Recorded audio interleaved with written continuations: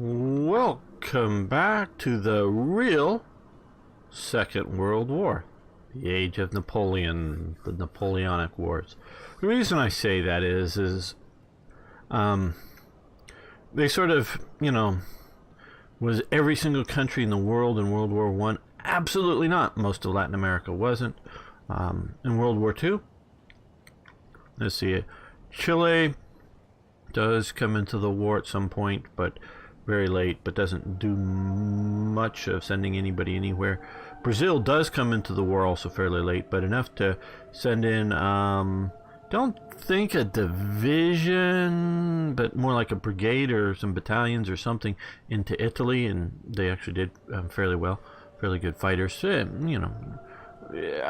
still don't have a terribly high opinion of the Brazilian army as a whole, but, creating a crack unit that does really well, that is another thing, and they do that quite well. So you've got that, so again, even that wasn't the whole world.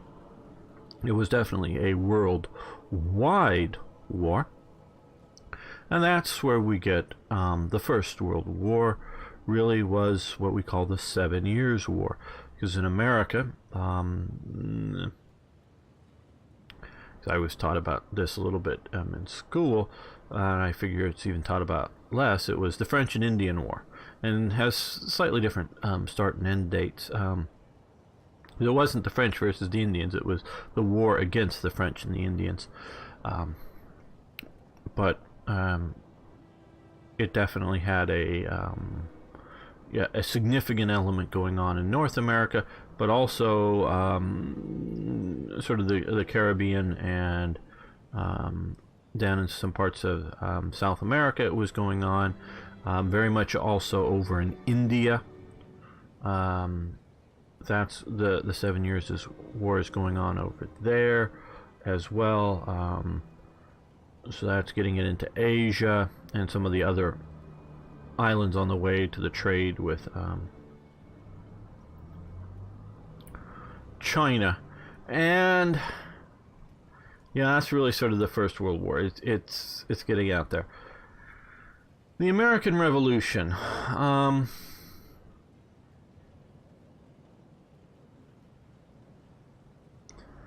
Almost, but not really quite as widespread.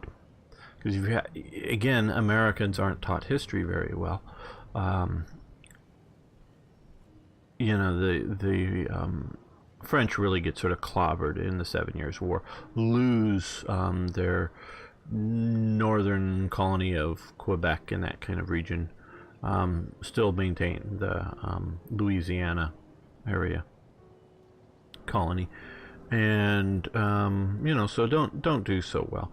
And they really want revenge, so they jump into the American Revolution. Then that starts another major sort of war with the British, and that sort of kind of gets into India a bit, and definitely there's lots of Caribbean action too, but not quite as you don't get the Prussians really involved in that. You don't get the Austrians involved in that, where you do in the 7 Years' War. You don't get the Russians involved. So, without the Russians, without the Prussians and the Austrians and some of these other things, it does sort of get into some of these other, because it is, the Dutch are in it a bit, and so that does sort of bring it out to, I don't know if there's really, I really don't even know if there's any action battles we can point to out in like Sri Lanka or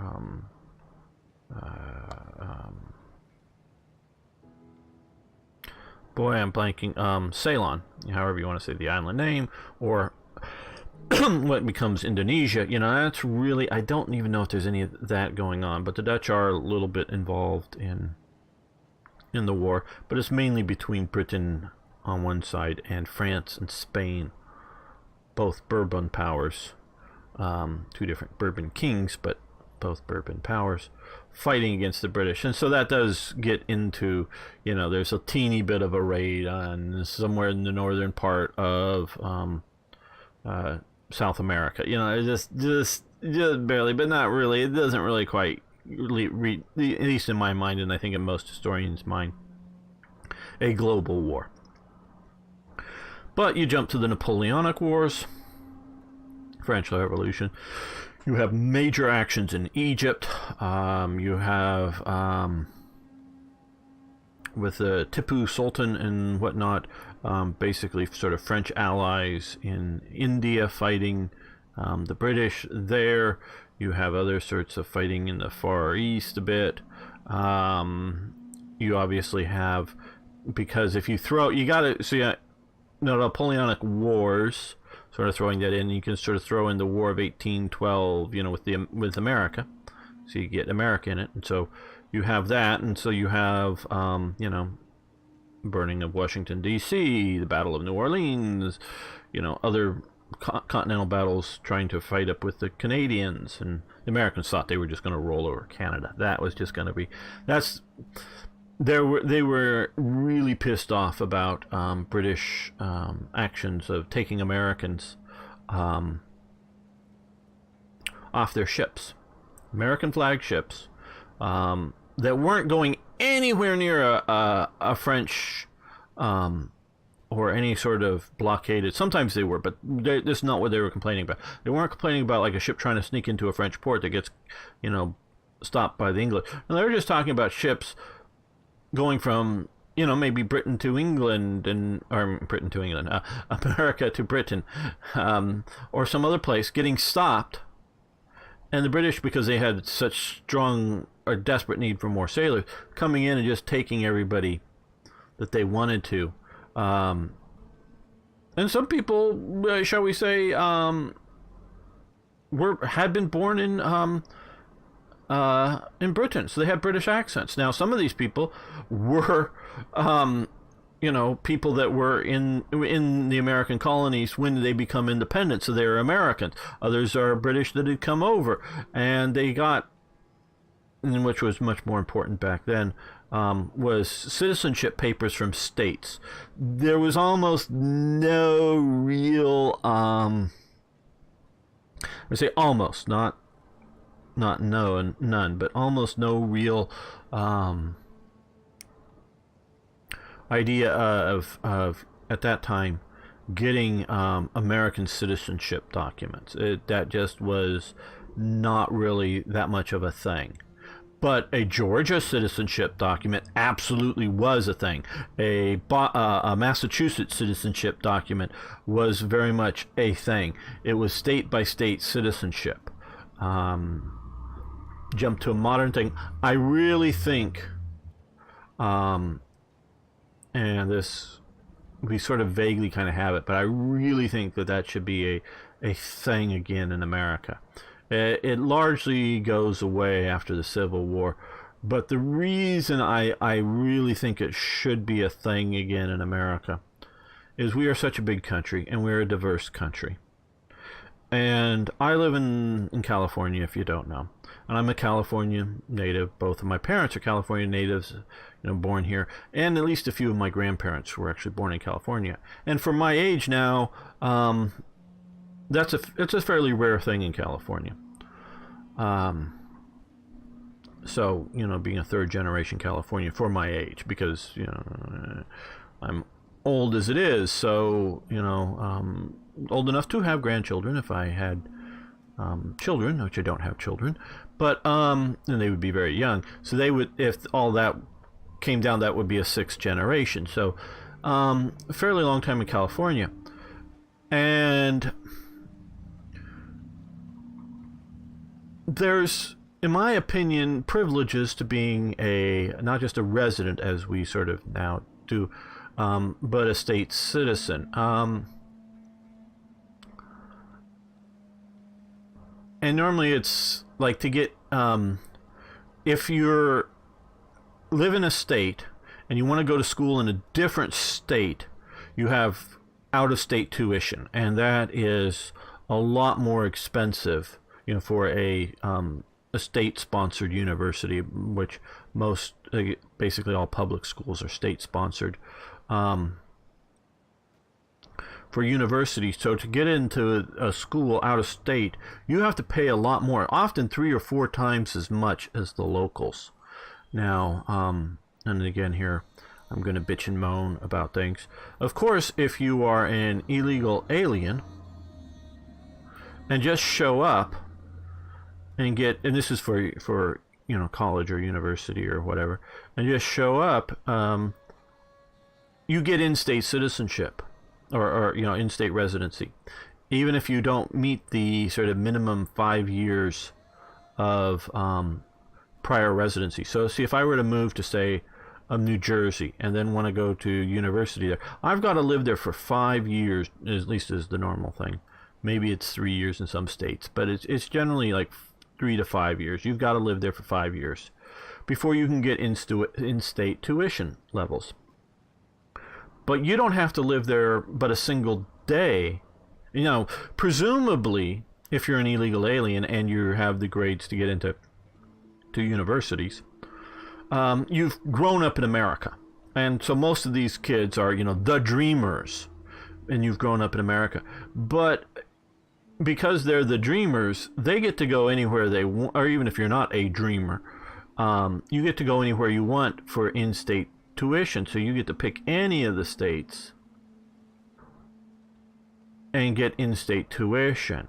And so yes, you or your parents very well may have been contributing tax money to America. So don't say, oh well, yeah, because I'm agreeing with you. Most of these people that are getting into university speak English well enough and have a good enough education to qualify to get into university. That isn't the point. It's the point that, and so they've probably been somewhere for 5 years or more. But they get to run around wherever they want to and get in-state tuition, where I don't get that privilege. See, the privilege goes to the illegal alien, not to the American citizen. And it's more than just that is why, to me, state citizenship should mean, because, see, again, I live in California. Now, we have a very high homeless population here, and it's skyrocketing, partially because of... primarily because of people coming to my state. Many of them from other parts of the world. Now, they come in and work their butts off as, they're hardworking people. Yeah, but they're also living in conditions outside of the homeless people that most Americans wouldn't live in that the idea that 4 people to a room, and do sort of bunk beds and whatever, whether they're family units or individual males and females coming. And so they, if you go to Silicon Valley or greater San Francisco Bay Area, you will find in sort of the lower rent areas, because San Francisco's god-awful. I had some relatives that lived up there. God-awfully high living costs, because my aunt ended up basically for a while in charge of the San Francisco Public Library. She was a librarian the whole time, but climbed through the ranks of it. And she did not live in San Francisco, and it's the city and county of San Francisco, which is the exact same dimensions. There's only one city in the county, and it's the same, so it's both a county and a city, and it's the same government. So she lived in a nice sort of tract home outside of San Francisco proper, so she commuted in there. Now, which gave her sort of a California style home, front yard, backyard, nice neighborhood, all of that, as opposed to the compact city life of San Francisco, where you don't have all of that stuff and people living in apartments and townhouses and all crammed in there. And that was part of the thing, and that's definitely, San Francisco is a very high density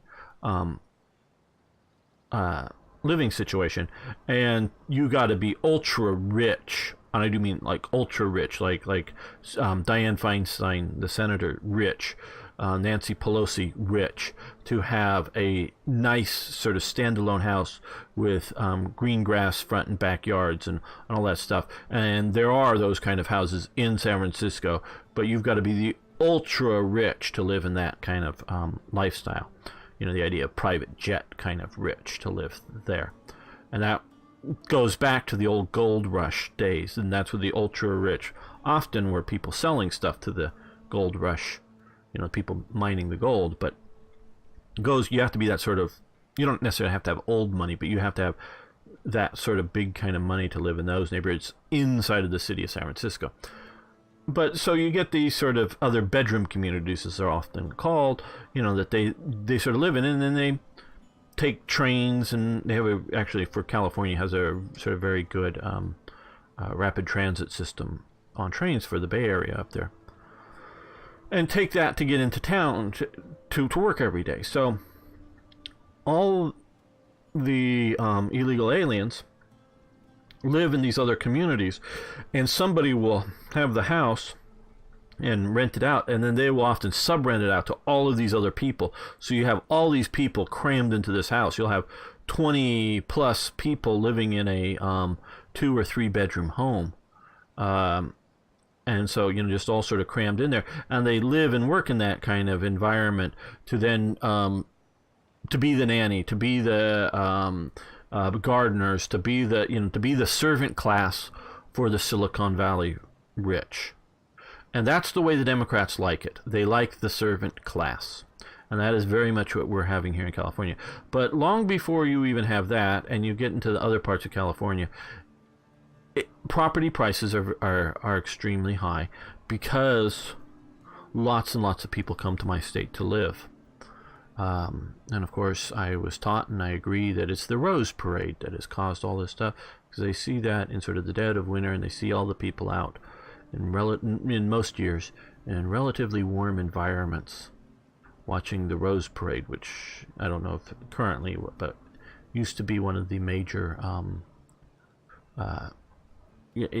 everybody in America watches, and seeing that, you mean we're freezing up here in Massachusetts or New York or Illinois or wherever, and in California they're in winter and just wearing regular clothes, not the shorts of summer, but sort of regular clothes, and that's all there. So that really got huge amounts of people to move to my state. Well, okay, fine. People move to my state, and it's both a good and a bad thing. It means property prices are high. But it also means that people come here from other parts of America. This is just talking about Americans right at this moment. Come here and then go, oh, I've just lost my job. Or been out of work for a while now, and come here and get on the California's very generous support system. Okay. I believe that if you're not a long-term resident, and one that has been paying state income taxes, or at least having a job that that have been, even if you don't make enough to pay the taxes, you're below the limit, but at least you've been in this state and working for 5 or 10 years or whatever. If you haven't been that for that amount of time, and then you go, the normal sort of federal unemployment is run out, and I need, state assistance. To me, California should do one of two things. Go, okay, where are you from? Oh, you've been in California long enough. Fine, you're in California. But if you haven't been here long enough, they should go, okay, what state are you from? And check, oh, Colorado. Okay, Colorado. Well, it looks like we have 2,000 California citizens on the Colorado support system here, and they already have 2,000 citizens from Colorado on our support system. So we sort of evened each other up. So you have the choice. You can Colorado can either pay for your support, whether it's send you the money or send the money to the state, and the state sends to California and sends you the support money or other things, or you can pick up and go back to Colorado, because that's your state. That's where you get your your public support, your other thing, because that's your state of citizenship. So I really sort of believe in state citizenship. So like if I go to another state, lots and lots of people, the middle class is fleeing California. It is fleeing. We are the working poor, the unemployed poor, and the rich in California. And those are especially the unemployed, the underemployed poor, and the rich in America are Democrats. The working middle class are the Republicans. And so they have fled California because of the high living costs.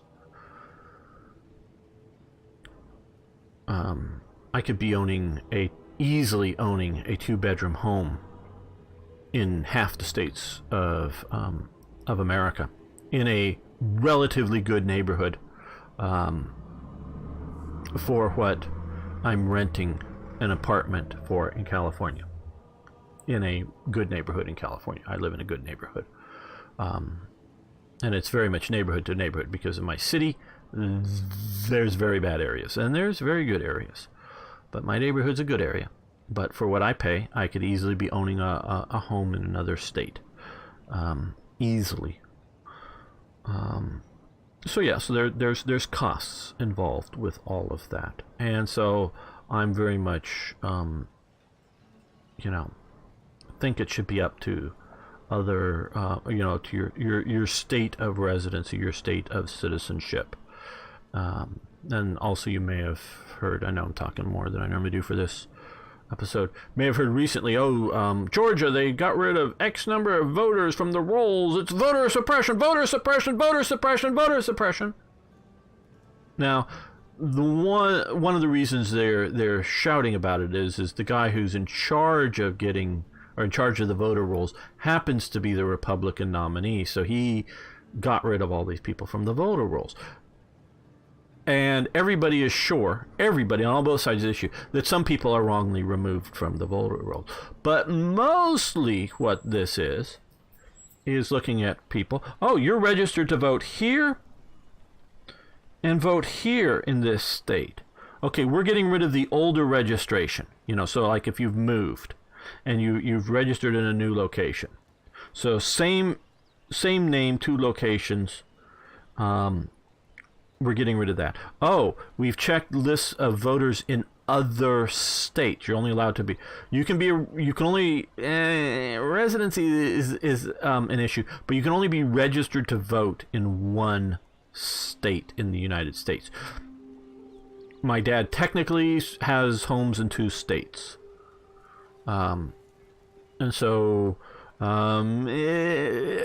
State IDs, having to is,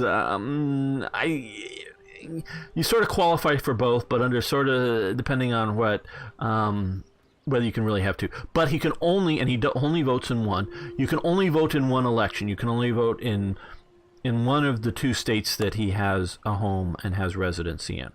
You can't vote in both. You pick your one. So had he at one point, and if you had registered in one, now see if you've registered in 2 and voted in 2 states for the same election, the same presidential election or whatever, that would be a crime. But if you've registered in one and then without canceling that registration, registered in a different one, that technically isn't a crime. It's just you maybe haven't informed your old state that you're registered in a new state. And I don't know that you have any obligation to inform them of that. But you can't. It's a felony. It's a federal felony to vote twice. And where you might sort of kind of maybe be able to do it, and again, I'm not an expert on it, is if, say, you want to vote in both, in 2 different city council elections in 2 different, because you own a house, you spend time, because he spends time in 2 states, you spend time in both, and you're voting for 2 different city council members, you're not double voting in any one election, but you're only, that, I don't know if that's quite illegal. But you can't cast 2 votes for the presidency. That is a felony in the United States. Of course, it happens a lot, but It's a felony. So one of the things is they did is they went and they compared lists of people that how many states you're registered in. And if you're registered in more than one, we get rid of you. Oh, how many people have died? Because they have the computerized list of obituaries, registered deaths, and they take all of the registered deaths and remove those people from the voter rolls. Democrats always vote all dead people vote Democrat. Oh yeah. And if you think I'm making that up, it's not. And then also there was one of these companies that gets paid to register people to vote. And so they sent in a bunch of registrations for people. And these are people often sitting out in front of shopping malls, supermarkets, or whatever. I've seen them out there. And have you registered to vote? Have you registered to vote? You're trying to get people to sign up. And people, have you moved recently? Do and that's, again, people moving from one location to another. And, new registration. But is a bunch of these people get hassled, and the people will sign up, but also the person out there gets paid for the number of people that get signed up. So it has been known for them to make up registrations or push people, anybody, just sign this, just make this up, just do this for me kind of thing. And so a bunch of these were stuff that had addresses that don't make sense or other sorts of things. And they get purged from the voter rolls. Now, does that mean you can't vote if you've been purged? No, you can still vote. It's just you show up to your polling place and go, oh, you're not on the list.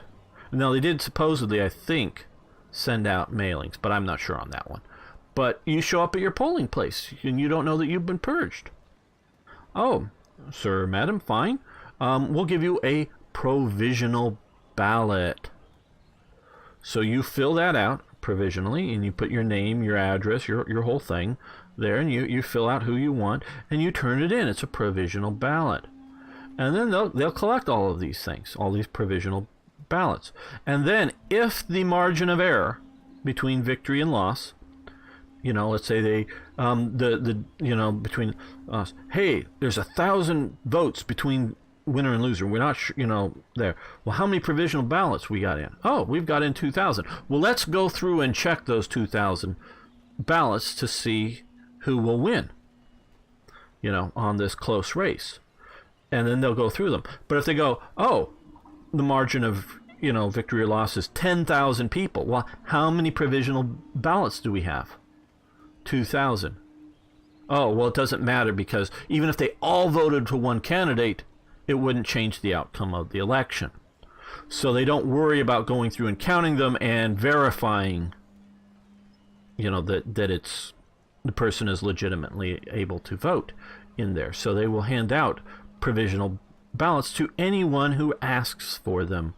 And so if you can't make it to your polling place, because whatever, you can go to another polling place, at least in some states. Each state has their own laws.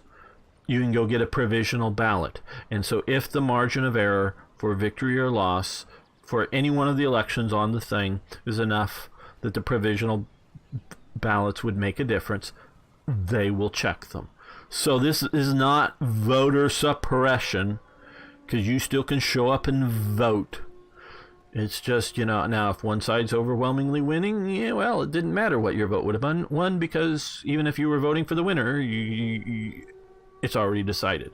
So this is why I'm for state citizenship. Okay, so back to topic. The British were taking people off of American ships, which they shouldn't have the right to take anybody off any American ship, even if they are a British citizen, because they're on an American ship. Now, if that person leaves the British ship into a British port, and they want to go, yeah, you're a British citizen, we're taking you in the Navy, come with us. Now, of course, they're also supposed to have, and sailors did, what they called them generally protections, which would be the state citizenship documents. And of course there were phony ones and there were real ones, but the British were so desperate they just took anything and just destroyed the documents and took them off. So there was a lot of that going on. That really pissed off Americans greatly. And the British attacked American vessels, fired on them, and shot up in several cases. Really started battles. Some vessels that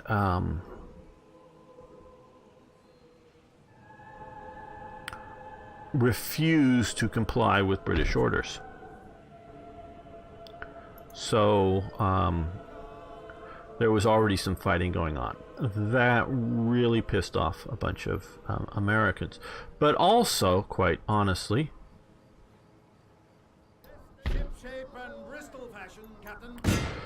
they thought that they would clean up and just roll over Canada and take Canada as their possession.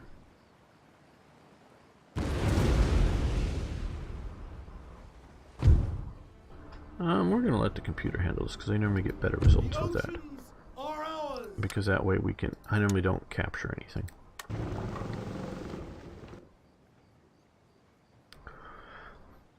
I sometimes do, but rarely. It doesn't look like an overwhelming victory, and we can capture something. So a lot of the American politicians thought, yeah, this is going to be an easy war with Britain. We're just going to take it and get Canada. That didn't happen, obviously. There's still a Canada, but it just it was a tough fight for. Yeah, they fought really hard and there's some battles. So that, along with fighting in India, like I was saying, fighting in further East Asia, fighting the Battle of the Pyramids. Maybe I should use a thumbnail for that one. Down in Egypt, were major Napoleonic battles. The Battle of the Pyramids was between French and, I guess, the Mamelukes or whoever, the Egyptians. But the British also send in troops to fight. We'll fight both the Ottomans at one time and the French at another time, and so that's going on. And so you got ship battles, and you got British attacking Spanish colonies in modern-day Argentina. You have the British attacking the Dutch colonies down in South Africa. That's when they pick up South Africa. So you have this war, so you have wars in Egypt and in South Africa, major land battles, not Waterloo-sized major land battles, though the Battle of the Pyramids is probably about that kind of size. There are lots and lots of Egyptians there and very large French forces, but fairly large battles down in, major land battles against the Dutch down in South Africa. And I think it's also at that time that the British pick up Ceylon as a possession. So they're fighting in Asia, they're fighting in Africa, they're fighting in South America. Significant battles in South America. They're fighting in North America. Again, significant battles with the Americans. They're fighting with the Russians. They're fighting. So this is really the Second World War. We're talking a lot and doing a little gameplay. I guess I'm in that sort of a mood. But let's see. I wanted to move him to. Well, let's see if we can get it better. Right onto the bridge. Hold the bridge. Right there.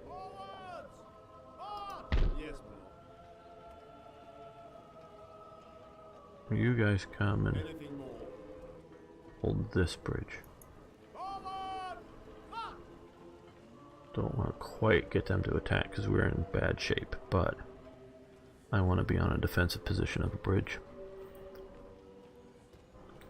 So this is, in my opinion, the real second global or worldwide war.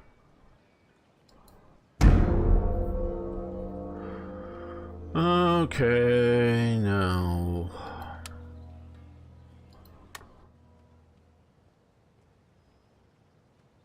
And you're coming down here to attack me. How nice of you. Okay, yeah, I'm gonna let the computer handle this one. Glorious victory!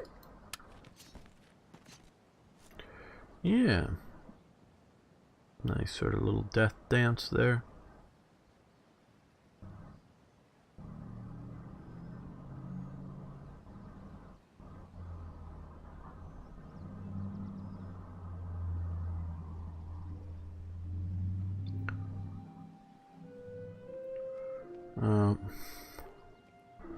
They're coming to do something nasty, or we wouldn't be seeing this.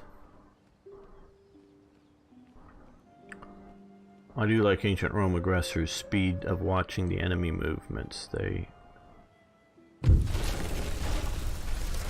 building sabotage target factory. Okay, yeah, down here. Okay. Yes, we know that's the one. Iron mine. Okay. Agent executed. Okay. Man has been apprehended on your soil while in the employ of an enemy nation and is believed to have been passing sensitive information back to his superiors. He will not escape justice for his crime. Okay, so we've shot a spy. Path blocked. Where was our path blocked? Oh, looks like we're there. And Edinburgh, Scotland. Military Academy and unit recruited. Foot artillery and path blocked. Okay. Now that we got the university, let's come over here. Military stuff. I wanted to see about. Ooh, okay. We have an elite Black Watch unit. Yes, we want you to come down here. There's no point in having an elite unit like that, just waiting for whatever. Okay, recruitment.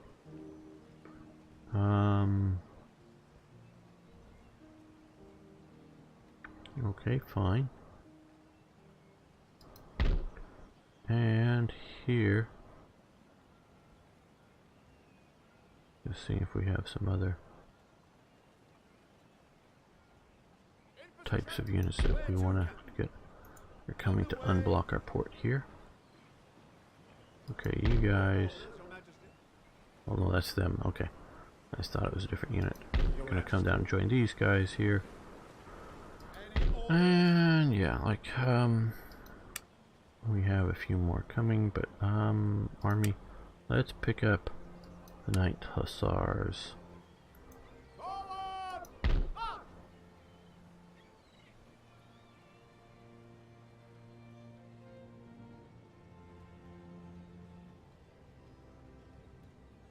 Okay, I think we should take Buddha or Pest or both. It looks like they're coming to. No attack. Okay,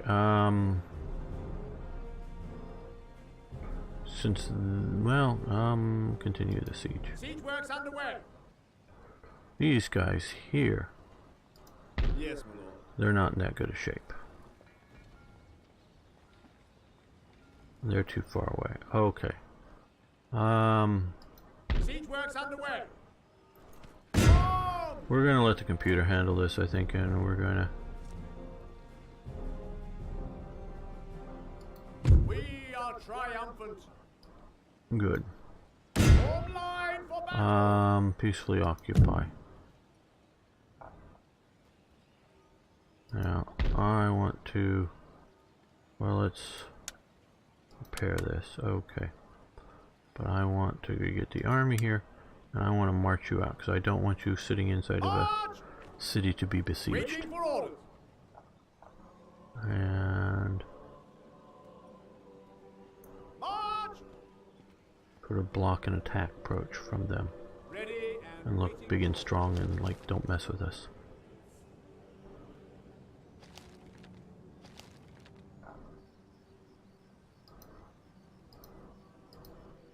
Come on, here we go. Okay, we'll come over here.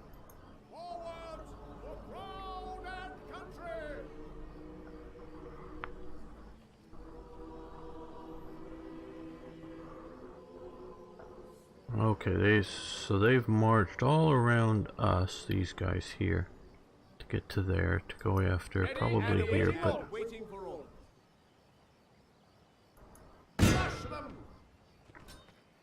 they're not the best shape, but not terrible probably compared to them. Now this one I do want to fight out.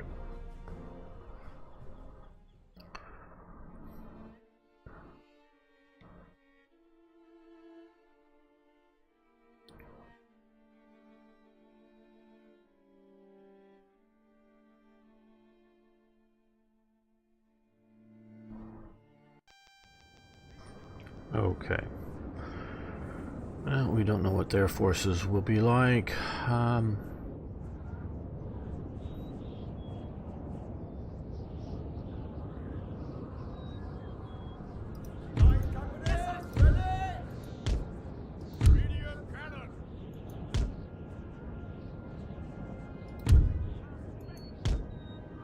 Okay, we're going to advance forward to here a bit. So, with that in mind, where are my light infantry? Here. Open up. Yes, light infantry up. Partially I do that just to get them out of the line so I'm not like mistaking them for something else. Okay.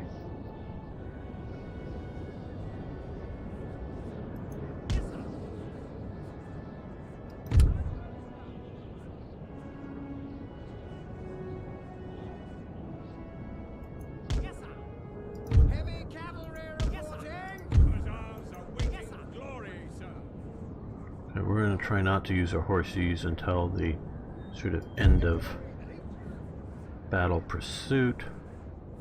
This is going to be mostly a big infantry battle for us, I think.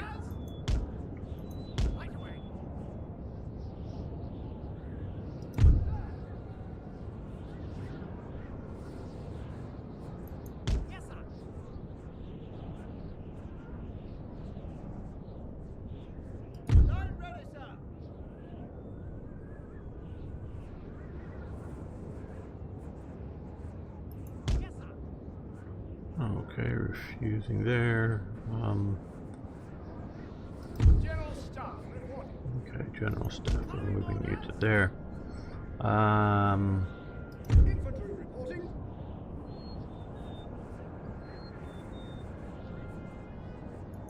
Refuse the right. Oh no, let's come to here. Infantry reporting. And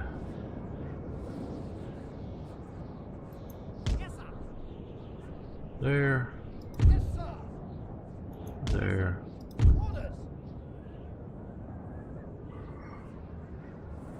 And here. Okay, so let's start the If your army has superiority in terms of Go firepower, away, pause. Okay. Game pause. We're gonna want to move these guys just a bit. Yeah, let's move just to here.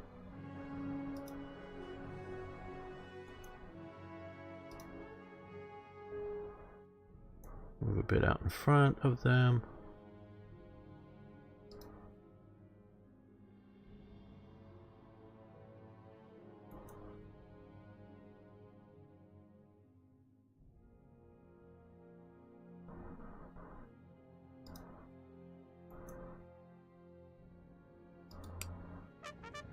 Infantry reporting.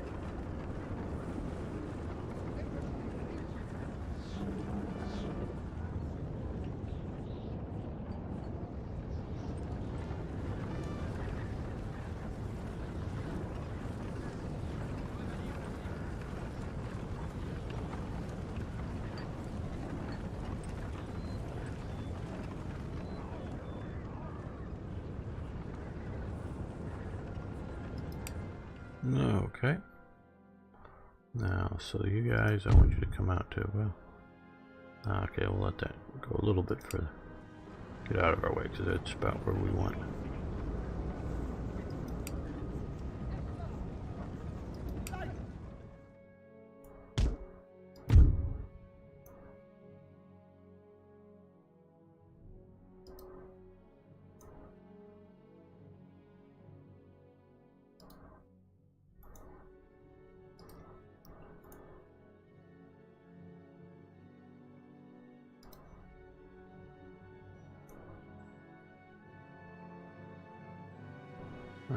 More like there.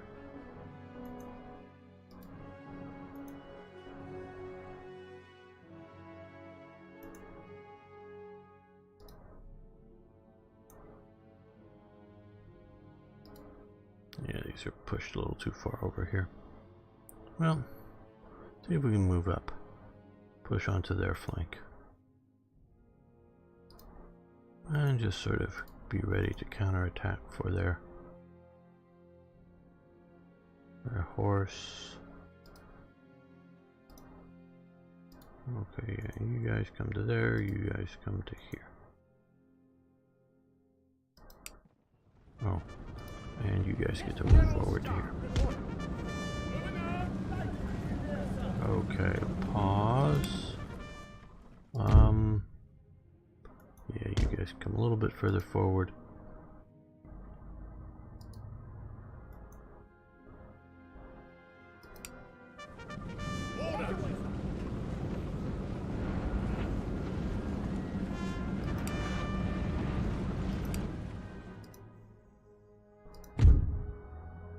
Unlimber.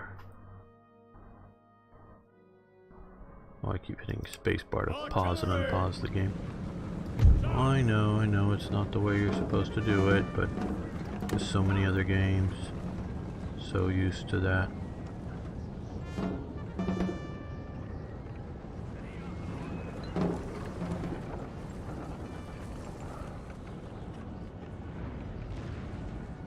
Okay, well.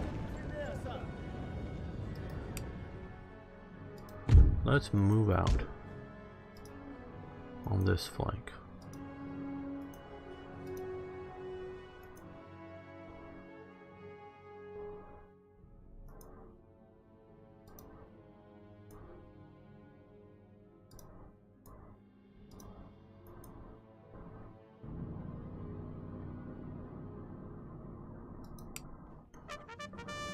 Right away, sir.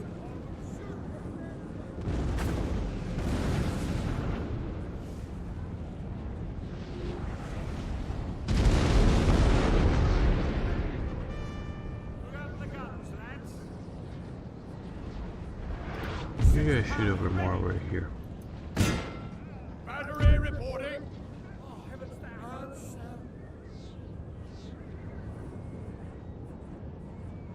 Line ready, sir. Orders.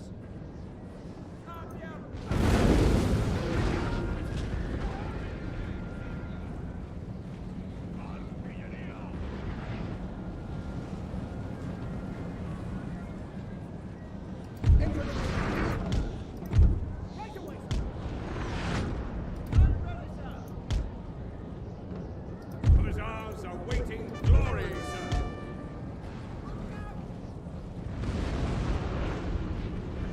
Pause.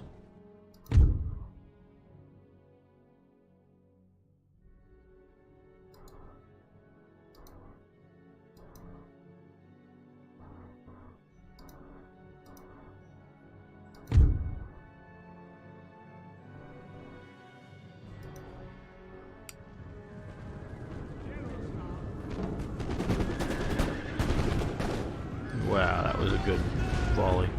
A few of their horses got through to us, but... Whoa, whoa, whoa, where are you going? Where are you going? No, you weren't told to attack them or do whatever with them. You guys keep formation there. Infantry ready.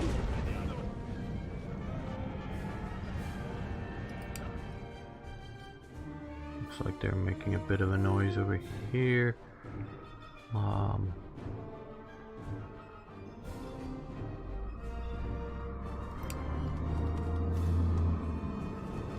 Yes, my skirmishers are vulnerable. They are backed up.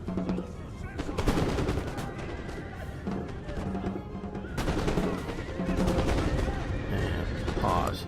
You see what I've done here? Instead of forming a square here, these guys, and I don't know how well they could see, but these other guys here, but they were coming to hit this on a flank, which I'm not going to guarantee it by any means because it was just one unit and these guys would get a good volley at them, but that was coming to be a vulnerable point of attack. And had you magnified this by, say, 2 more horse units, done this same charge without these 2 units here, this would have been very vulnerable and probably had broken.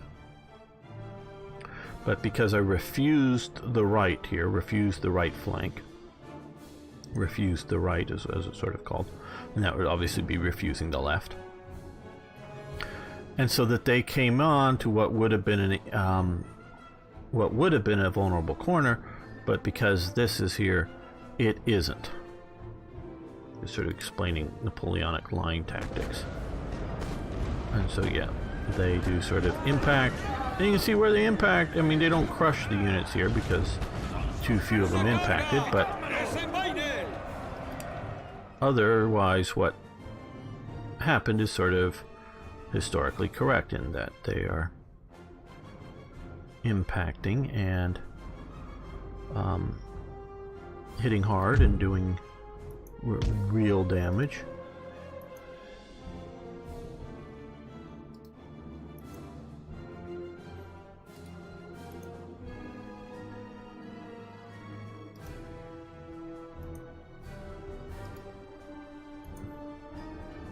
Okay, you guys here.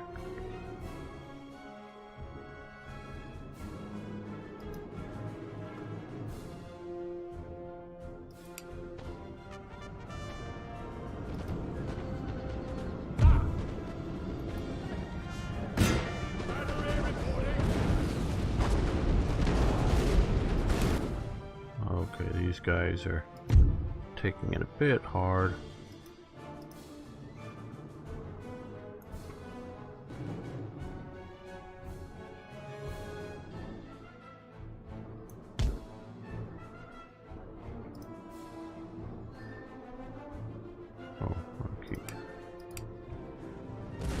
We have killed their general, sir. Now they must break.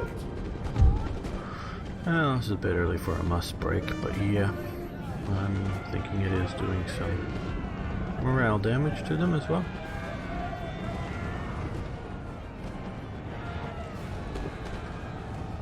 Okay, let's do some targeting reprioritization.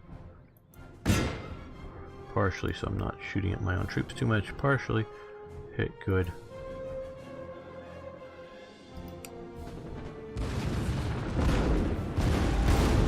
Concentrations of the enemy. Order!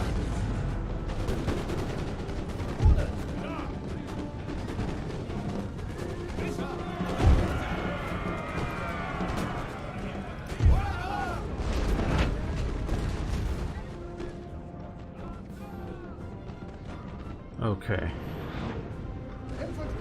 Pause, I'm gonna keep doing that damn thing. Okay, well now that we've refused this, right, they've attacked and failed here and they're pushing that way. Let's advance up here to now put pressure on their left.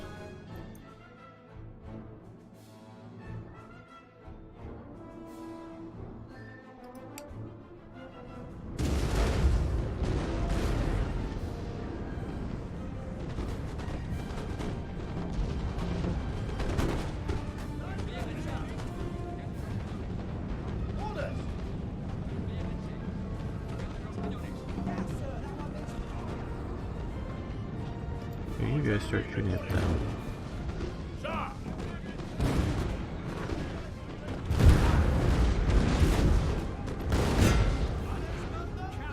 Okay, you guys attack these guys, you guys attack these guys.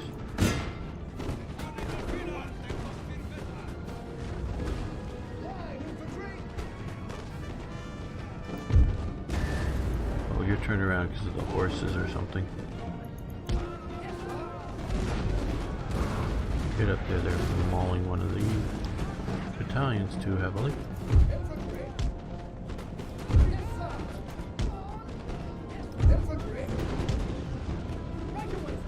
Line ready, sir.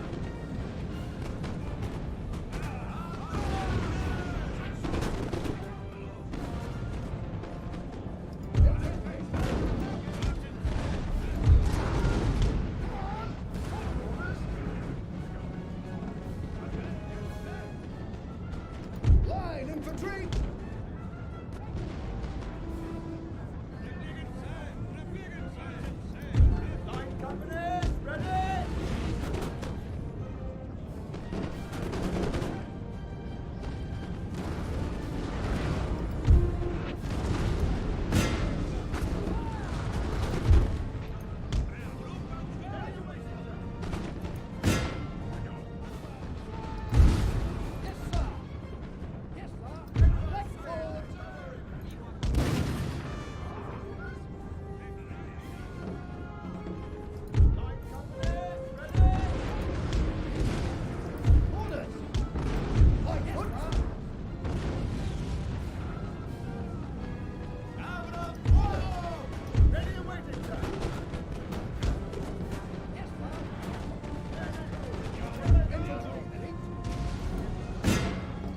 Far from perfect, but still a pretty good way of taking out a lot more of your enemy than the enemy's taking out on you.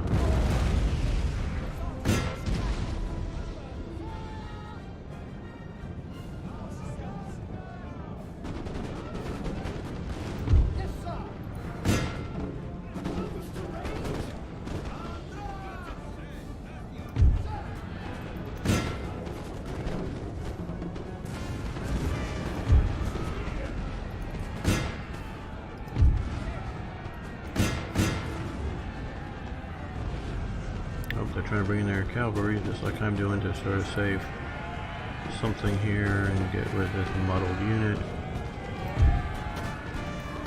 But they stopped. Why did they stop? The fire?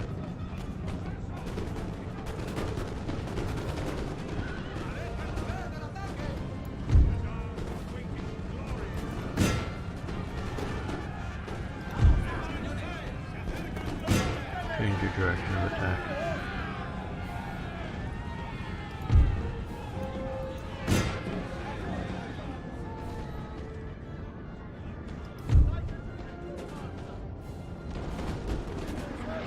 Glorious victory, sir, is soon to be yours.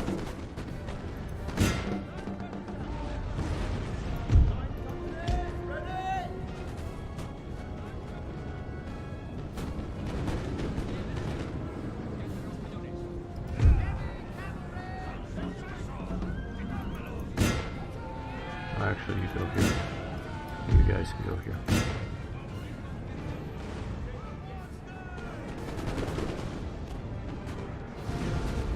They could use some leadership there, so let's send you over here very fast. You guys can move up. You guys can move up.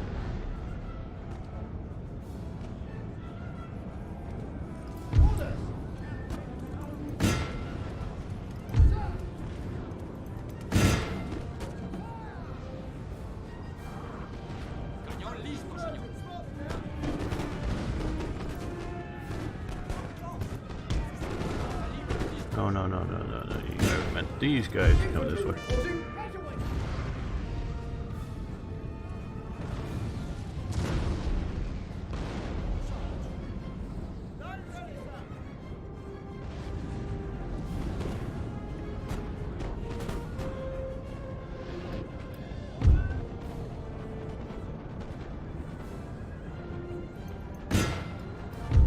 Now that they fired, you guys go after them and stomp them. Go in with the bayonet, guys. Go in with the bayonet. You two, go in with the bayonet.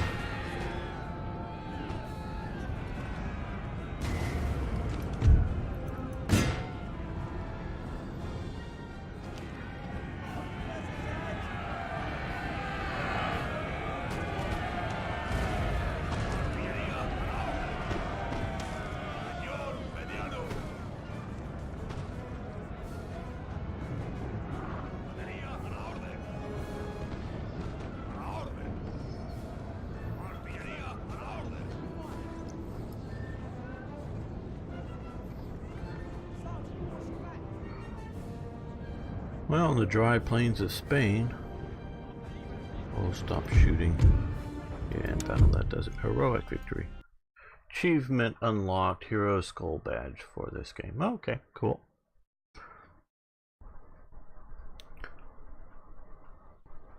We are mighty and unbowed.